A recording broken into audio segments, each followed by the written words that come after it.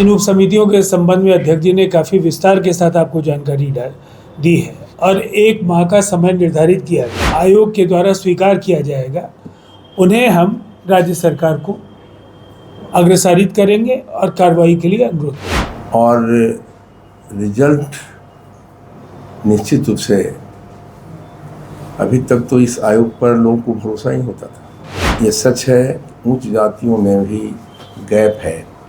एक और उच्च जातियों में जिसको कहते हैं साहब राजपूत, भूमियार, ब्राह्मण का ऊंचाई बहुत ऊपर है, लेकिन दूसरी ओर सवर्ण वर्ग के लोग भी भूखों सोना पड़ता उनको कि ये भी सरकार ने तो व्यवस्था की थी। हम उनको पठन पाठन की व्यवस्था पहले करना चाहते हैं। फिर भी 22-23 में जो जनगणना हुई है, उस जनगणना के आधार पर हमने कुछ प्रयास किया है कि 2-3 कमेटियां बनी है और जिससे कि हम लोग समय सीमा के अंदर पूरी आयोग बैठकर निर्णय ले सके। आयोग की प्रथम बैठक में आप सब आए हैं, हमारे मीडिया के साथी सबका मैं पहले आयोग की ओर से स्वागत करता हूं। और आज जो चर्चा हम सब ने किया है आयोग की प्रथम बैठक में, उसकी जानकारी संक्षेप में देना चाहते हैं। क्योंकि ये आयोग, ठीक कहा उपाध्यक्ष जी ने कि पहले का बैकग्राउंड जो था और आज जिस उद्देश्य से माननीय मुख्यमंत्री जी ने ये जवाबदेही हम सबको दिया है और रिजल्ट निश्चित रूप से अभी तक तो इस आयोग पर लोगों को भरोसा ही होता था, लेकिन हम सब ने बड़ी गंभीरता से पहली बैठक में चर्चा किया है। तो उच्च जातियों में जो समस्याएं गंभीर है, ये सच है, उच्च जातियों में भी गैप है। एक और उच्च जातियों में जिसको कहते हैं साहब राजपूत, भूमियार, ब्राह्मण, कायस्थ या माइनॉरिटी के जो 2-3 हमारे हैं, धन है एक और धन बहुत है, उनकी ऊंचाई बहुत ऊपर है, लेकिन दूसरी ओर सवर्ण वर्ग के लोग भी भूखों सोना पड़ता उनको, भूखे रहते हैं, दोनों टाइम रोटी नहीं मिलती है। ये भी तस्वीर इसी समाज में है, हम सब महसूस किया है। ग्रामीण परिवेश में सब हम सब रहते हैं, उसके लिए गंभीरता से विचार हम सबको करना है, किया है। उन गरीब सवर्णों को हम लोग क्या क्या कर सकते हैं उनके हित में, और उस अनुशंसा पर माननीय मुख्यमंत्री गंभीर होंगे, क्योंकि सब माननीय सदस्य चिंतित हैं। इस वर्ग के लिए हम सबको निश्चित उसे कंक्रीट बात करनी है। उसी कड़ी में जैसे पहला हम लोग के सामने बातें आई है कि ये लोगों को अन्य समाज के लिए भी सरकार ने कुछ व्यवस्था की थी। हम उनको पठन पाठन की व्यवस्था पहले करना चाहते हैं।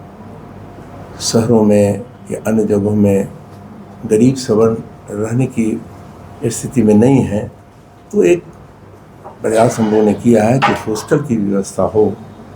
जो लोग नहीं साधन संपन्न हैं, वैसे गरीब बच्चे हॉस्टल में रहकर पठन पाठन कर सकें। ये बातें हमारी प्राथमिकता होगी। फिर जनगणना के आधार पर हमें अभी कुछ देखना नहीं, कोई ठोस हमारे सामने रिकॉर्ड नहीं है।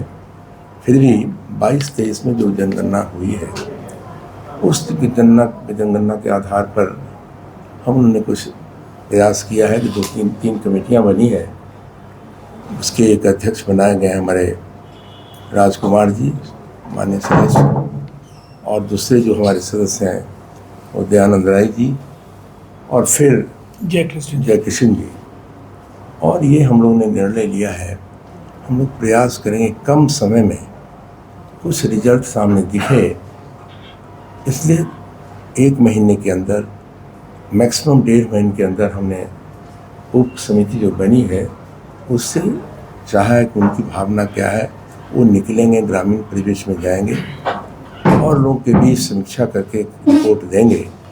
फिर बैठकर हम लोग उसकी समीक्षा करेंगे और आगे की कार्रवाई पर हम लोग विचार करेंगे। अगली बैठक में फिर हम लोग बैठेंगे। आयोग की बैठक मैं समझता हूँ कि कम गैप में ही हम लोग करेंगे। और तीसरी बात हम लोग चर्चा किया है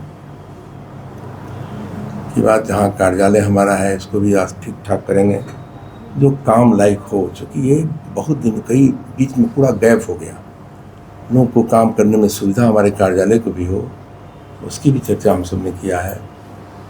और फिर हमारे सदस्य जो जाएंगे तो निश्चित रूप से जिलों में जाएंगे, उसका भी डायरेक्शन जाएगा हमारे ऑफिस से, कैसे करना है, क्या करना है, और जिससे कि हम लोग समय सीमा के अंदर पूरी आयोग बैठकर निर्णय ले सके। और हम समझते हैं कि ये अभी 2-3 बात यही चर्चा हम लोगों ने किया है। और जनगणना जो है उसको आज हार मान लिया हम लोग तत्काल, उस पर हम लोग जब फाइंडिंग्स आएगा तब फिर हम लोग विचार करेंगे। ये बात आज हम लोग चर्चा में लाए हैं। के समक्ष प्रामाणिक आंकड़े हैं। जातीय सर्वे को आधार बनाकर जो 4 उच्च जातियों के जो आर्थिक दृष्टि से पिछड़े परिवारों की पहचान और उनके आंकड़े भी हम लोगों के समक्ष हैं। उनके लिए उम्र सीमा को लेकर उन्हें कैसे, जो अन्य जातियों के लिए कोचिंग्स वगैरह की व्यवस्था सरकार करती है, साथ साथ कई ऐसे ट्रस्ट हैं जहां हम उनके कल्याणार्थ बहुत सारे कार्य करने की स्थिति में होंगे। तो इसके लिए 3 उप समितियाँ भी बनाई गई हैं। इन उप समितियों के संबंध में अध्यक्ष जी ने काफ़ी विस्तार के साथ आपको जानकारी दी है और 1 माह का समय निर्धारित किया गया है। इनकी अनुशंसाएं आएंगी और उस पर जिन अनुशंसाओं को आयोग के द्वारा स्वीकार किया जाएगा उन्हें हम राज्य सरकार को अग्रसारित करेंगे और कार्रवाई के लिए अनुरोध करेंगे।